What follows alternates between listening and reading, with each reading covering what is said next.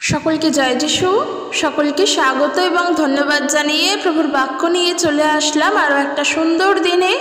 প্রতিটা দিনের মতন আজকের আরও একটা সময় আমরা প্রভুতে পেয়েছি। ঈশ্বরকে অনেক ধন্যবাদ জানাই যেন প্রত্যেকটা সময় প্রভুর ইচ্ছা অনুসারে জীবনযাপন করতে পারি, প্রত্যেকটা সময় যেন প্রভুকে স্মরণ করে জীবনে এগিয়ে চলতে পারি। তো চলো আজকের ভিডিও শুরু করি। আজকের যে বিষয় নিয়ে আলোচনা করব, আজকের আলোচিত বিষয় হলো, আমি একটি কমেন্টের মধ্য দিয়েই উত্তর পেয়েছি, যদিও ওই বিষয়টা আমি গতকাল বলেছি, কিন্তু তার ব্যাখ্যা আমি করতে চাই আজকের। তো বিষয়টা হলো, আমাকে একজন কমেন্ট করেছিলেন যে আমি নাকি হিন্দু ধর্মের দেবদেবীদেরকে নিয়ে নানান রকমের কথা বলি এবং তাদের যে সমস্ত রীতি, তাদের যে রেওয়াজ, তাদের যে কালচার, সেই সকল কিছুর বিরুদ্ধে গিয়ে কথা বলি। তো সেটা আমার করা ঠিক নয়, এই বিষয়টা আমাকে তিনি জানিয়েছেন। তো আজ আমি এই বিষয়টা নিয়েই ব্যাখ্যা করতে চাই এবং আমরা দেখব যে বাইবেল থেকে আমাদেরকে এই বিষয় নিয়ে কী শিক্ষা দিচ্ছে।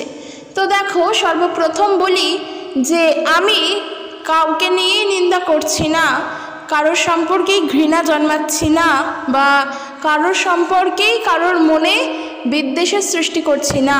সেটা আমার কাজ নয়, সেটা আমি করছি না।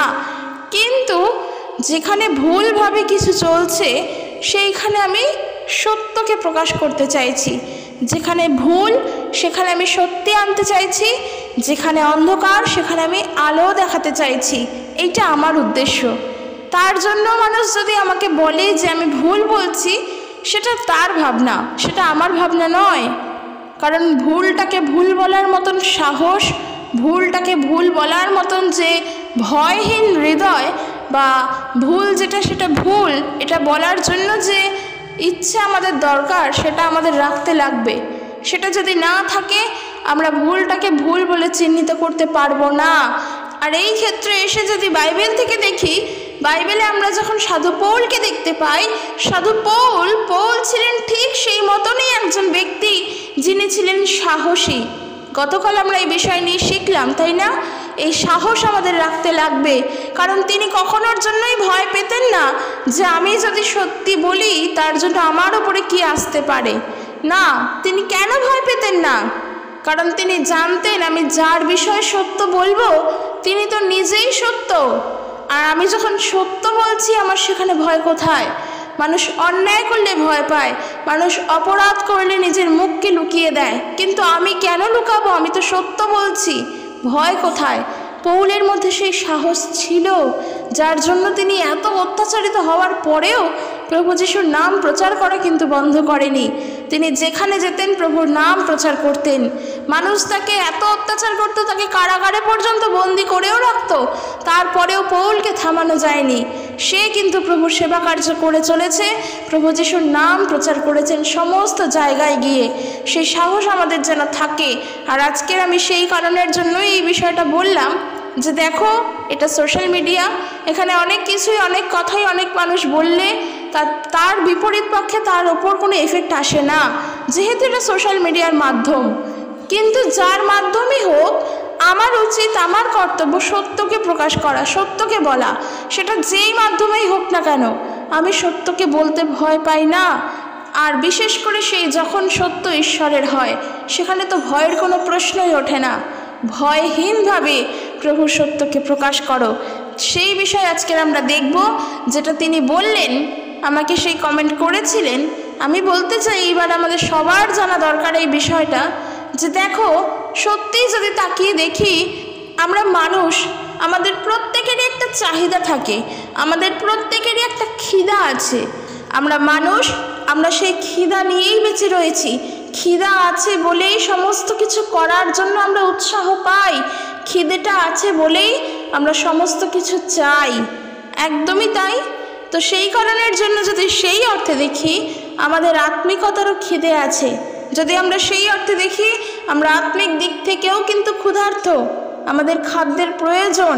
আর এই যে খাদ্যের প্রয়োজন বলেই আজকের এত মানুষ ঈশ্বরকে জানার জন্য নানান পথকে ধরেছে, নানান কিছুর মধ্য দিয়ে মানুষ ঈশ্বরকে পেতে চায়।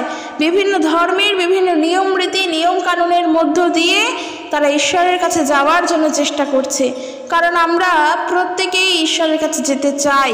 আর সেই কারণের জন্যই আমাদের খিদে মেটানোর জন্য আমরা আমাদের সুবিধা অনুযায়ী আমাদের নিজেদের জন্য আমরা নানান মূর্তিকে প্রতিষ্ঠা করে আমরা বলি সে ঈশ্বর, সে অমুক জিনিসের জন্য, সে তমুক জিনিসের জন্য, সে বিদ্যার জন্য, সে খাদ্যের জন্য, এই নানান কিছু করে তাদের আরাধনা করি।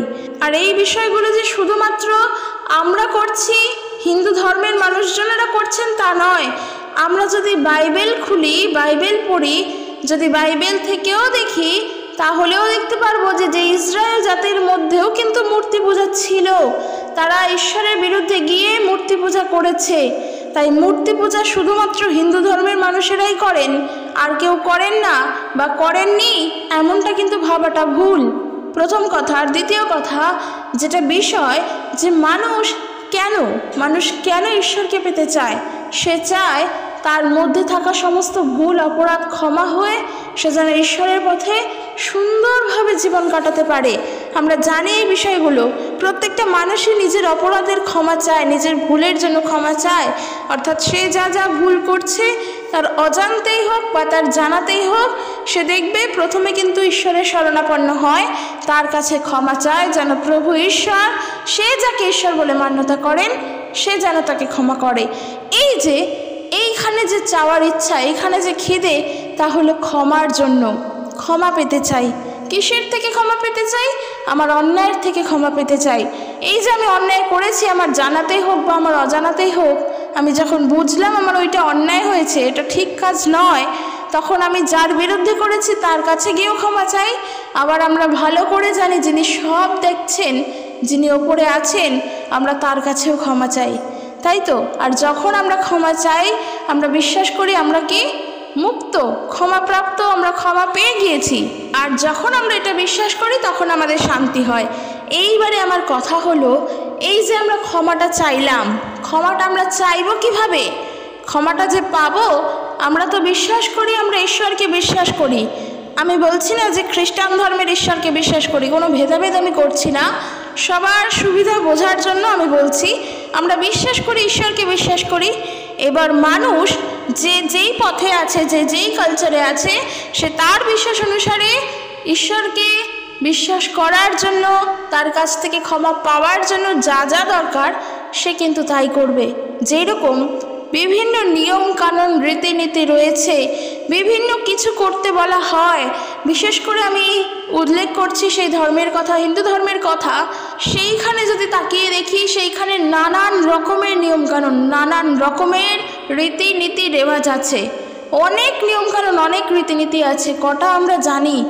সত্যিই তাই। যদি আমরা আগেকার দিনের সময় তাকিয়ে দেখি, আগেকার সময় মানুষ যখন পাপ করত, পাপ তো মানুষ এখনও করে, তাদের সময় যে রীতি ছিল যে যখন তুমি পাপ করছো তোমাকে গোবর জলে স্নান করানো হবে, তার ফলে কি তোমার প্রায়শ্চিত্ত হবে, কিংবা গোবর খাওয়ানো হবে, নানান রকম উদ্ভট নিয়মকানুন।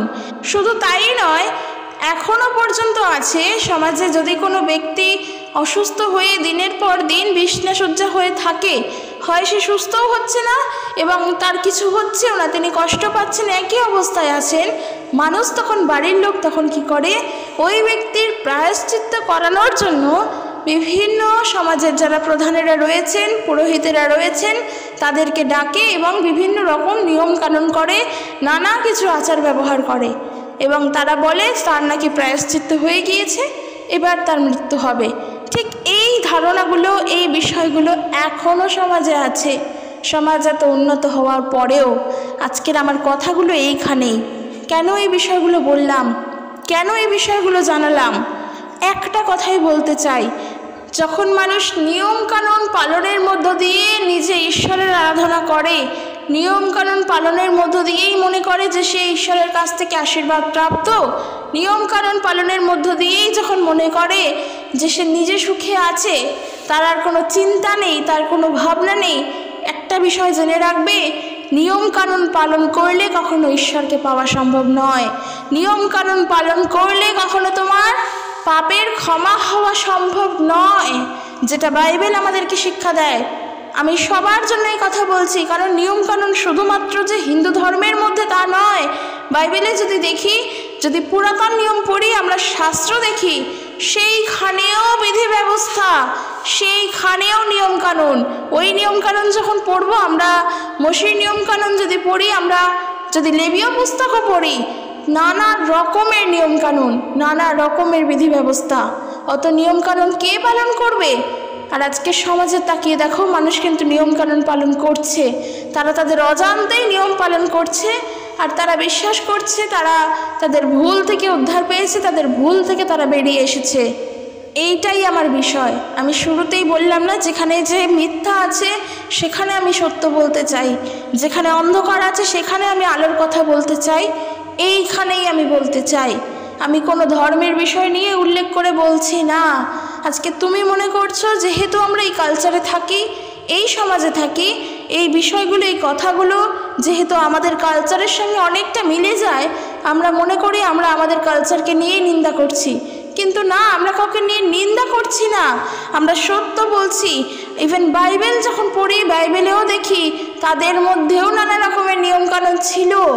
যখন প্রভু যীশু খ্রিস্টও ছিলেন এই পৃথিবীতে মানুষ রূপে, তিনি যখন নানা জায়গায় ঘুরে ঘুরে ঈশ্বরের নাম প্রচার করতেন, কিংবা তার বিভিন্ন বন্ধুদের বাড়িতে যখন নিমন্ত্রণ খেতে যেতেন, আমরা যখন মথি, মার্ক, লুক যখন পড়ি, সেখানেও দেখি ইহুদিদের মধ্যেও নিয়মকানুন ছিল, নানা রকমের নিয়মকানুন ছিল।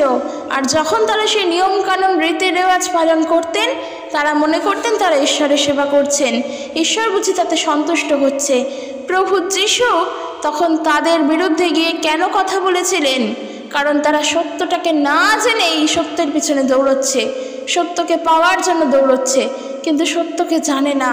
সেইখানে প্রভু ঈশ্বরের কথা এই কারণের জন্যই প্রকাশ করেছেন, যেন মানুষ ঈশ্বরকে সত্যভাবে চিনতে পারে। আর আজ আমরা সেই বিষয়গুলো নিয়েই জানাই, সেই বিষয়গুলো নিয়েই আমরা এতদিন ধরে ইউটিউবে বলো, সাধারণ মানুষের কাছে বলো, আরও বিভিন্ন মাধ্যম দিয়ে বলো, প্রভু যিশুর কথা প্রচার করি, প্রভু যিশুর কথা মানুষের কাছে বলি, তার বিষয়ে শিক্ষা দিই, তার বিষয়ের কথা জানাই। কারণ যেখানে অন্ধকার সেখানেই আলোর দরকার। এই কারণের জন্য বলছি, কাউকে নিয়ে আমরা নিন্দা করছি না, এগুলো আমাদের মাথায় নিয়ে ভাবতে হবে। বিষয়টা নিন্দা করার জন্য নয়। ঈশ্বরের বাক্য কখনো কাউকে নিন্দা করতে শেখায় না। ঈশ্বর পবিত্র, তিনি সত্য, তিনি মানুষকে ভালোবাসতে শেখান, নিন্দা করতে শেখান না। আমরা নিন্দা করছি না কাউকে নিয়ে, আমরা সত্যটা বলছি যে নিয়ম কানুনের মধ্য দিয়ে তুমি ঈশ্বরকে পাবে না। ঈশ্বরকে পেতে গেলে নিজের অন্তরকে ঈশ্বরের কাছে রাখার চেষ্টা করো, সেইখান থেকে তাকে পাওয়ার চেষ্টা করো। কোনো নিয়ম পালন করো, তুমি শাস্ত্র পালন করে চলো, শাস্ত্রের প্রত্যেকটা অক্ষর পালন করে চলো, তুমি কোনো উত্তর পাবে না, তুমি কখনোই পাপ থেকে মুক্ত হবে না। কোনো মানুষ আমাদের জন্য বিধান দিতে পারে না। কোনো মানুষের কথা শুনে তিনি যা যা বলে দিলেন আমি অক্ষরে অক্ষরে পালন করলাম, তার জন্য আমি মনে করছি আমি ঈশ্বরের থেকে আশীর্বাদ পাবো, কোনো দিনের জন্য নয়। ঈশ্বরের থেকে আশীর্বাদ পেতে গেলে ঈশ্বর তোমাকে ডিরেক্টলি আশীর্বাদ করবেন, তিনি তোমাকেই আশীর্বাদ করবেন, তিনি তোমার আশীর্বাদের ভাগ অন্য কাউকে দেবেন না, এবং তিনি আবার সেই ভাগ তোমাকে দেবেন, কখনোর জন্য না। তোমার আশীর্বাদ তুমি ডিরেক্টলি পাবে, তার জন্য তুমি ডিরেক্টলি তাকে জানাও, কারোর মাধ্যম দিয়ে নয়। যেরকম এই মাধ্যম মানে কিন্তু প্রভু যিশুর কথা ভেবো না, এই মাধ্যম মানে সাধারণ কোনো মানুষের মধ্য দিয়ে নয়, এই জগতে বাস করা আমাদের মতন রক্ত মাংসের মানুষের মধ্য দিয়ে নয়। আশা করি আমরা বুঝতে পারছি কাদের কথা আমরা বলছি। যে ঈশ্বরের কাছে যেতে গেলে ঈশ্বরের কাছে নিজেকেই যেতে হয়, তার কাছ থেকে ক্ষমা পেতে গেলে তাকে বিশ্বাস করে নিজেকেই ক্ষমা পেতে হয়, কারোর মধ্য দিয়ে তা সম্ভব নয়। যা আমরা দেখতে পাই এই সমাজের পুরোহিতদের মধ্য দিয়ে, এবং আমরা যদি বাইবেল থেকে দেখি সেখানেও দেখব যে একজন যাজক, একজন মহাযাজক থাকতেন, উনিই একমাত্র ঈশ্বরের আরাধনা করতে পারতেন। এই ধারণাগুলো থেকে বেরোতে হবে, ঈশ্বরের কাছে নিজে ডাকো, নিজে উত্তর পাবে। আর এই বিষয়ে আমরা দেখব রোমীয়দের প্রতি পত্রতে সাধু পৌল তিনি কি বলছেন, তার 7 অধ্যায় 7 পদ থেকে সেখানে তিনি বলছেন। আর এই বিষয়ে টপিক হলো পাপের বিরুদ্ধে আমাদের সংগ্রাম। যেমন তিনি বলছেন যে তোমরা হয়তো ভাবছো যে আমি বলছি যে বিধি ব্যবস্থা এবং পাপ একই বস্তু। না, তিনি বলছেন বিধি ব্যবস্থা আর পাপ কিন্তু একই বস্তু নয়। কেন বলছে? নিশ্চয়ই নয়, একমাত্র বিধি ব্যবস্থার দ্বারাই পাপ কি তা আমরা বুঝতে পারলাম, এবং আমি কখনোই বুঝতে পারতাম না যে লোভ করা অন্যায় যদি বিধি ব্যবস্থায় লেখা না থাকতো। অপরের জিনিসে লোভ করা পাপ যদি আমরা যাত্রা পুস্তক তার 20 অধ্যায় 17 পদ দেখি তাহলেই দেখতে পারবো। হয়তো বিষয়টা ক্লিয়ার নয়, কি বলতে চাইছেন তিনি দেখো। তিনি বলছেন মানুষ মনে করে, বিশেষ করে রোমীয়দের প্রতি পত্র তিনি লিখছেন, তারা মনে করতেন যে নিয়মকানুন পালন না করলেই বুঝি আমাদের পাপ হয়, অর্থাৎ আমি যখন নিয়মকানুন পালন করছি না তাহলেই আমি পাপ কাজ করছি। ঠিক সেই সময় দাঁড়িয়ে যে তারা মনে করতেন তা নয়। তুমি নিজের দিকে তাকিয়ে দেখো, আজকের ওয়েস্ট বেঙ্গলে থেকে তুমি তোমার নিজের দিকে তাকিয়ে দেখো, সেম একই জিনিস, একই রকমের রীতি কিন্তু আমাদের মধ্যেও রয়েছে। আবার তোমরা কেউ বলবে হয়তো আমি ঘৃণা করছি, নিন্দা করছি, না, নিয়মকানুন পালন না করলে মানুষের পাপ হয়, এই রীতি, এই রেওয়াজ, এই কথা এখনও আছে। কিন্তু বাইবেলে বলছে, সাধু পৌল এই বিষয়ে শিক্ষা দিয়ে বলছেন যে অন্যায় করা যে পাপ, লোভ করা যে পাপ, এই বিষয়ে আমি জানতামই না যদি না আমাকে নিয়মকানুন শিখিয়ে দিত। যেই রকম আমি বলি, যখন তুমি ছোটোর থেকে বড় হচ্ছ, তোমার পিতা মাতা যদি তোমাকে সঠিক শিক্ষা দান না করেন, তাহলে তুমি যেমনভাবে বড় হচ্ছ তুমি তেমনভাবেই বড় হবে। তার মধ্যে যদি তোমার অন্যায়গুলো থাকে, ভুলগুলো থাকে, সেগুলো নিয়ে যেমন তুমি বড় হবে, যেগুলো ভালো ভালো গুণ আছে সেগুলো নিয়েও বড় হবে। এবং পিতামাতা যখন শিখিয়ে দেবে যে অন্যায় করবে না, সেগুলো করা ঠিক নয়, তখন হয়তো তুমি সেই অন্যায়ের কাছ থেকে নিজেকে সরাবে এবং ভালোর জন্য এগোবে। কিন্তু যতদিন না তোমাকে বলা হচ্ছে যে অন্যায় করা ঠিক নয়, তুমি কিন্তু জানতে পারছো না, আর তুমি সেই অন্যায় কাজগুলো করেই চলেছো। বড় হয়ে যখন নিজে শিখলে বিষয়টা, তখন তুমি সেটা নিয়ে ভাবলে। যতক্ষণ না পিতামাতা শিক্ষা দিচ্ছে ততক্ষণ তো বুঝতে পারছো না। সাধু পৌল তাই বলছেন যে যতক্ষণ আমি শিখলাম বিধি ব্যবস্থা থেকে যে অন্যায় করা বা লোভ করা, পাপ কাজ করা, তখন আর আমি সেটা করলাম না। এখানে আমাকে বিধি ব্যবস্থা সাহায্য করলো, আমাকে কি করলো? শিক্ষা দান করলো। কিন্তু পাপ থেকে বিরত থাকার জন্য, পাপ থেকে সরে আসার জন্য আমি যদি নিয়মকানুনগুলো পালন করতাম, তাহলে যে আমি পাপ থেকে সরতে পারতাম এমনটা কিন্তু নয়। কারণ বিধি ব্যবস্থা পালন করলে তুমি এমন নয় যে পাপ থেকে মুক্ত। তুমি নিয়মকানুন পালন করলে মানে এমন নয় যে তুমি পাপ থেকে ধৌত হলে। হ্যাঁ, তুমি পাপ করলে না কেন? কারণ তার থেকে তুমি শিক্ষা গ্রহণ করলে। কিন্তু এটা মনে করার কোনো কারণ নেই যে তুমি নিয়মটা পালন করেছিলে বলেই তোমার জীবনে পাপ আসলো না, তুমি পাপ থেকে মুক্ত হলে, তুমি ক্ষমা পেলে, এইটা মনে করার কোনো কারণ নেই। আজকের উদাহরণস্বরূপ বলি, যেটা আমাদের বুঝতে বেশি সুবিধা হয়, তা হলো আজকের আমি শনিবারে নিরামিষ খেলাম বলেই আমি পাপ করলাম না, কিন্তু আজকের আমি শনিবারে যদি মাংস খেতাম কিংবা আমি যদি কোনো প্রাণীর মাংস খেতাম, তাহলে আমি মারাত্মক পাপ করতাম। এই যে তুমি কি খেলে বা তুমি কি খেলে না, তার দ্বারা কিন্তু তোমার পাপ পুণ্যের বিচার হলো না। কারণ তোমার খাওয়ার মধ্য দিয়ে কোনো কিছুরই বিচার হয় না। তোমার যা ইচ্ছা তুমি খাবে, তোমার যেটা ইচ্ছা হবে না সেটা তুমি খাবে না। কিন্তু এমনটা মনে করো না যে তোমাকে সেটা তোমার শাস্ত্রে বলে দিচ্ছে বলেই তুমি পালন করলে বলেই তুমি আজকের মুক্ত, এবং তুমি যদি পালন না করতে তুমি মুক্ত হতে না। এই সকল কিছু ভাবনাগুলো আমাদের নিজেদের কল্পনায় ভাবনা, এগুলো আমাদের নিজেদের ভাবনা। আজকের আমি ওটা শুনেছি বলেই আমার কিছু হয়নি, ওটা না শুনলেই আমার ক্ষতি হতো, এটা আমরা নিজেরা ভেবে নিলাম এবং নিজেরা তা ভেবে নিয়ে নিজেরা শান্তিতে থাকলাম। এটা আমাদের নিজেদের সম্পূর্ণ। কিন্তু আমরা বাইবেল থেকে দেখি এই বিষয়গুলো নিয়ে কি বলে। সাধু পৌল এই বিষয় নিয়ে বলছেন, কারণ পাপ ওই নিষেধাজ্ঞার সুযোগ নিয়ে আমার অন্তরে তখন লোভের আকর্ষণ জাগিয়ে তুলতে শুরু করলো, আর তাই ওই আদেশের সুযোগ নিয়ে আমার জীবনে পাপ প্রবেশ করলো। ব্যবস্থা না থাকলে পাপের কোনো শক্তি থাকে না। পৌল কি বলছেন?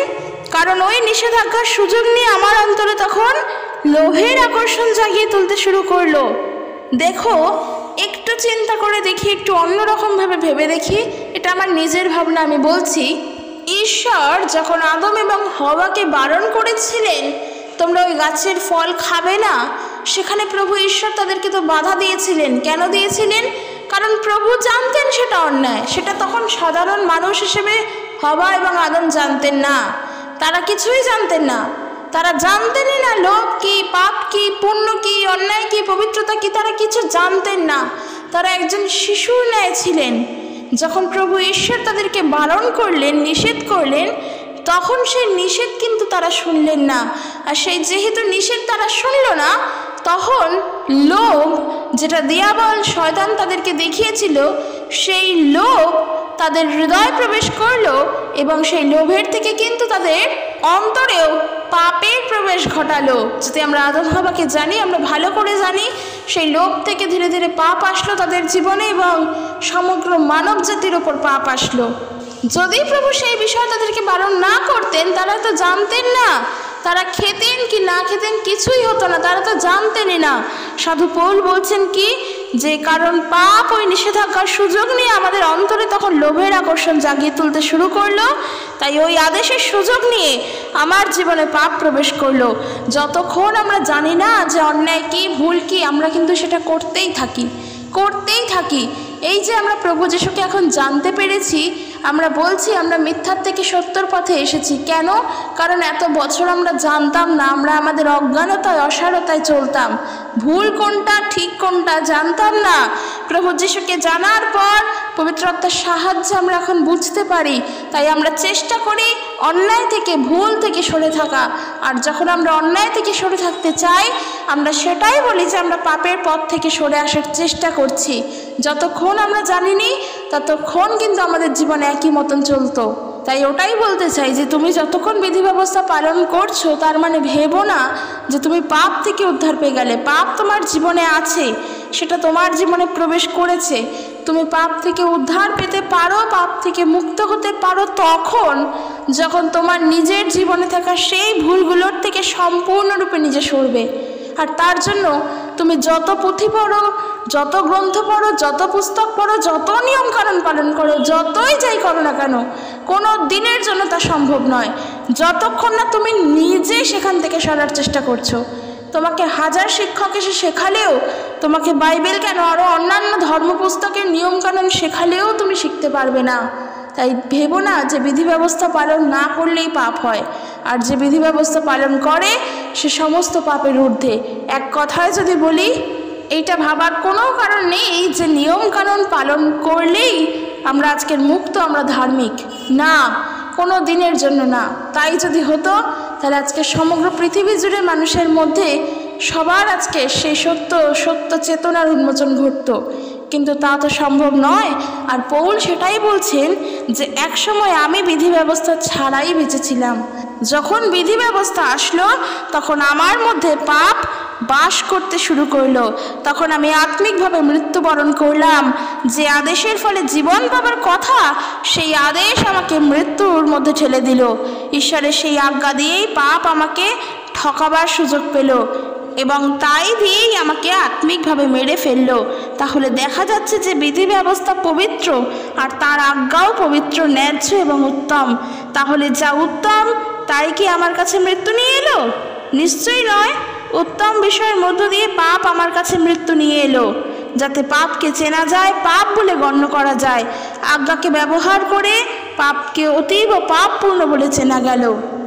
পৌল এখানে তাই বললেন যে ঈশ্বরের আজ্ঞা যখন আমি শুনলাম, আর সেই আজ্ঞাই আমার জীবনে, পাপ আমার জীবনে আসলো, আর তার জন্য আমি ঠকে গেলাম, আমি সুযোগ পেয়ে গেলাম ঠকার, আর তাই দিয়ে আমাকে আত্মিকভাবে মেরে ফেলা হলো। পৌল কিন্তু এখানে তাই বললেন, আদমের বিষয় নিয়েই তিনি বললেন, কারণ আমরা সেই আদমেরই বংশজাত, আমরাও সেই আদমেরই মানুষ, আদমই আমাদের পূর্বপুরুষ। একদমই তাই, কারণ প্রথম সৃষ্টি মানুষ হলেন আদম, আর তারপর হলেন হবা। আদম কিন্তু সেই সুযোগ মান্যতা দেননি, সেই যে কথা, তার যে বাক্য, তার যে আজ্ঞা ঈশ্বর দিয়েছিলেন আদমকে, তা কিন্তু আদম শোনেনি। আর যখন শোনেননি, সেই আজ্ঞা যখন শুনল না, তখনই তো পাপ আসলো, তখনই তো আদম ঠকে গেল, আর তার আত্মিকভাবে মৃত্যু হলো। পৌল এখানে সেটাই বললেন। আর তাহলে দেখা যাচ্ছে কি, বিধি ব্যবস্থা পবিত্র, একদমই তাই। বিধি ব্যবস্থা পবিত্র, যা তোমাকে শিক্ষা দিচ্ছে, যা তোমাকে মান্য করতে বলছে যে পাপ করো না। বিধি ব্যবস্থা পবিত্র, আর ঈশ্বরের আজ্ঞাও পবিত্র। ঈশ্বর যখন বলছেন পাপ করো না, যখন বলছেন ওই কাজটা করো না, তা অবশ্যই পবিত্র, তার ন্যায্য, তা উত্তম। তোমরা আজকে নিয়মকানুন পালন করছো, সেটা অবশ্যই পবিত্র, সেখানে কোনো ভুল নেই। তবে একটা জিনিস মনে রেখো, তোমার ওই নিয়মকানুন পালন করতে গিয়ে তুমি ভেবে বসো না যে তুমি পাপ থেকে উদ্ধার পাচ্ছ। তুমি ভেবে বসো না যে তুমি আজকের পাপ থেকে মুক্ত। এটা সম্পূর্ণ আমাদের নিজেদের কল্পনা, সম্পূর্ণ আমাদের নিজেদের ভাবনা। কারণ যা উত্তম, যা পবিত্র, যা ভালো, যা ন্যায্য, সেই জিনিস কখনো আমাদের জীবনে পাপ নিয়ে আসবে না, কখনোর জন্যই নয়, কখনোই আমাদেরকে তা মেরে ফেলবে না। তাহলে আমাদের উচিত কি? নিজেদেরকে সচেতন থাকা, যেটা পাপ সেখান থেকে আমি সরে থাকব। পৌল এখানে স্পষ্ট করে বুঝিয়ে দিলেন, আদম হবার বিষয়ে চিন্তা করে দেখো, তারা তো আত্মিকভাবে মৃত্যু ছিল না। যখন তারা পাপ করলো তারপর তারা আত্মিকতার মৃত্যুবরণ করলো। কেন? কারণ প্রভু বলেছিলেন যে তোমরা যদি ওই গাছের ফল খাও তোমাদের মৃত্যু ঘটবে। আর এই মৃত্যু ঘটা মানে আত্মিকভাবে মৃত্যু ঘটা, কখনোই দৈহিকভাবে নয়, কখনোর জন্যই নয়। এমন সাধারণ বুদ্ধি যেন আমাদের না থাকুক ঈশ্বরকে নিয়ে চিন্তা করার সময়, যেন এমন বুদ্ধি থাকুক যা নিয়ে আমরা প্রভুর বিষয়ে গভীরত্বভাবে চিন্তা করতে পারবো। আর সেই বুদ্ধি প্রভুই দান করুক, এটাই আমাদের প্রার্থনা। তো আত্মিকভাবে মৃত্যুর বিষয়ে ঈশ্বর বলেছিলেন, কখনোই দেহের বিষয়ে তিনি জানাননি। আর দেখো, যখন তারা ঈশ্বরের বাক্য শুনলেন না তখন তারা ওই কাজ করলো, এবং কাজটি করার পর তাদের জীবনে মৃত্যু আসলো। এখন দেখো, ঈশ্বরের বাক্য তো পবিত্র, যখন ঈশ্বর বারণ করলেন তখন আমার তা শোনা উচিত, কারণ তিনি যা বললেন তা আমার জন্য, আমার ভালোর জন্য বললেন। তাহলে এবার বলো, আর বিধি ব্যবস্থাও যদি তাই হয়, তাহলে আমরা যখন না শুনি তখনই তো আমাদের জীবনে ভুল বা আমাদের জীবনে পাপটা ঘটে। তাহলে আমরা কেন শুধু শুধু ঈশ্বরের প্রতি দোষারোপ করি যে আমার জীবনে এটা ঘটার জন্য ঈশ্বর দায়ী? কেন আমরা তখন শুধু শুধু আমাদের জীবনে মন্দটা যখন ঘটে তখন আমরা প্রভুর ওপরে রেগে যাই? এটা তো আমাদের ভুল। যখন আমরা পাপ থেকে উদ্ধার পেতে চাই তার জন্য আমরা অনেক নিয়মকানুন পালন করি, আর যখন তারপরেও আমরা বুঝি যে পাপ থেকে আমরা বেরোতে পারছি না, তখন আমরা ওই নিয়মকানুনগুলোর ওপরেই দোষ দিয়ে দিই যে ওদের জন্য আজকের আবার আমার পাপ হলো। কিন্তু সে যদি তোমাকে সত্যের পথ দেখায় তার দ্বারা কখনোই তোমার জীবনে মন্দতা আসবে না, যেটা প্রভু, যেটা ঈশ্বর করেন আমাদের জন্য। তাহলে আমরা কেন ঈশ্বরের প্রতি দোষারোপ করি? তাহলে আমাদের এখন বোঝা উচিত, বিধি ব্যবস্থা যখন আমাদেরকে আছে, নিয়মকানুন যখন আছে, আমাদেরকে যদি দেখিয়ে দেয় ওটা করো না, ওটা ভুল, সেটা যেমন শুনবো তার থেকেও আগে প্রাধান্য দেব ঈশ্বরকে। তিনি কি বলছেন আমরা সেটা আগে শুনব। কারণ এই বিধি ব্যবস্থা, নিয়মকানুন, এই সমস্ত কিছুই প্রভু যিশুর ক্রুশীয় মৃত্যুতে এসে তা ভেঙে চূর্ণ হয়ে গিয়েছে। কোনো নিয়মকানুন, কোনো ব্যবস্থা, কোনো রীতি নেওয়াজ কিচ্ছু আমাদের জন্য আর নেই। কারণ আমরা যখন বাইবেল পড়ি, বিশেষ করে বাইবেলের নতুন নিয়ম, এই বাইবেলের নতুন নিয়ম হলো সমাজের যে সমস্ত, জগতের যে সমস্ত সংস্কার আছে, এই জগতের যত নিয়মকানুন, বাধা বিপত্তি যা রয়েছে, সেই সমস্ত সংস্কার, সেই সমস্ত বাধা বিপত্তি মুক্ত, বাধাহীন একটি পুস্তক হলো ঈশ্বরের পবিত্র বাক্য, যা আমরা নতুন নিয়ম বলে জানি। সেখানে কোনো নিয়ম কানুন, কোনো বাধা, কোনো বিধি কিচ্ছু নেই। কারণ পাপ মানুষের জীবনে এসেছে মানুষের অবাধ্যতার কারণে। সেখানে নিয়ম কানুন, রীতি রেওয়াজের কোনো মানেই হয় না। মানুষ যখন ঈশ্বরের বিপরীতে, সেই তখন অন্যায় করছে। কারণ একটা বিষয় আগে আমাদের জেনে নেওয়া উচিত, ঈশ্বর হলেন পবিত্র, আর আমরা যখন তার বিরুদ্ধে গিয়ে কিছু করি তখনই আমরা অন্যায় করি। আর আজকের যারা আমাকে বললে যে আমি এই বিভিন্ন রীতি রেওয়াজের বিরুদ্ধে গিয়ে কথা বলছি, আমি তাদের জন্য বলছি, আমি কারোর বিরুদ্ধে যাচ্ছি না, আমি ঈশ্বরের সত্যকে বলছি। ঈশ্বরের সত্যের বিষয়ে জানতে গেলে আমাদেরকে ঈশ্বরের পথেই থাকতে হবে, তাকে মান্যতা দিতে হবে। যখন তার বিরুদ্ধাচরণ করছি সেটাই আমরা অন্যায় করছি। এখন ব্যাপার হলো, যখন আমরা মূর্তি পূজাই করছি সেখানেই তো আমরা ঈশ্বরের বিরোধিতা করছি, তবে কি সেটা অন্যায় নয়? কারণ ঈশ্বর, তাকে চোখে দেখা যায় না, তার সামনে কোনো মূর্তি না থাকুক সেটা তিনি চান।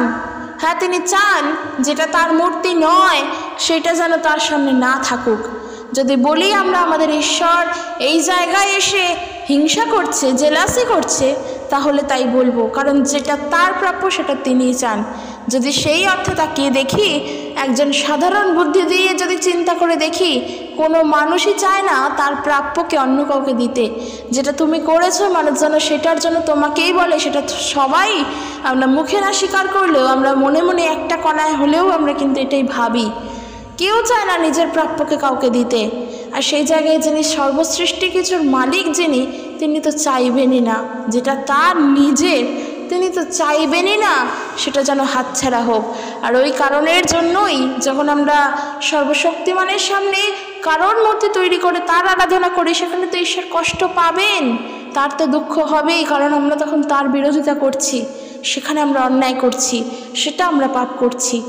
কিন্তু নিয়মকানুন পালন না করা মানেই আমরা পাপ করছি, অন্যায় করছি, এই ধারণা যেন না থাকে। এখান থেকে বেরিয়ে আসতে হবে, কারণ পাপের বিরুদ্ধে আমাদের সংগ্রাম চলছে, পাপের বিরুদ্ধে গিয়ে আমরা লড়াই করছি। আর এই পাপ আমাদের মধ্যেই রয়েছে।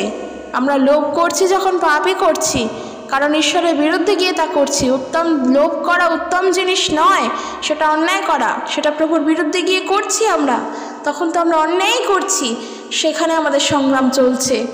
তাই আমাদেরকে সেই বিষয়ে তিনি যা শিক্ষা দিচ্ছেন তা আমাদের বোঝা উচিত, তিনি কি বলতে চান তা আমাদের জানা উচিত, যেন সেইভাবে আমরা চলতে পারি। যখন তার বাক্য আমাদের বলা হচ্ছে আমরা তখন তার মান্যতা দেব। যখন প্রভু বলছেন যে তার সম্মুখে যেন কোনো ঈশ্বর না থাকে, কোনো দেবতা না থাকে, যেন আমরা তার মান্যতা দিই, কারণ তিনি একজন, তিনি এক এবং অদ্বিতীয়। তাই আমরা তাকেই সম্মান করে, তাকেই শ্রদ্ধা করে জীবনে যেন এগিয়ে চলতে পারি। আর কখনোই নিয়মকানুন পালনের দ্বারা আমরা মুক্ত, এই ভাবনা যেন না ভাবি। আমি বিশ্বাস করি এই বিষয়টা আমাদের কাছে ক্লিয়ার হয়েছে যে আমরা কারোর বিরুদ্ধে গিয়ে নিন্দা করছি না। যদি না বুঝে থাকো আবার জানিও, আমি আবারও বলার চেষ্টা করব। ঈশ্বর তার আপন বাক্যের দ্বারা প্রত্যেকজনকে আশীর্বাদ যুক্ত করুক। জয় যিশু। Praise the Lord.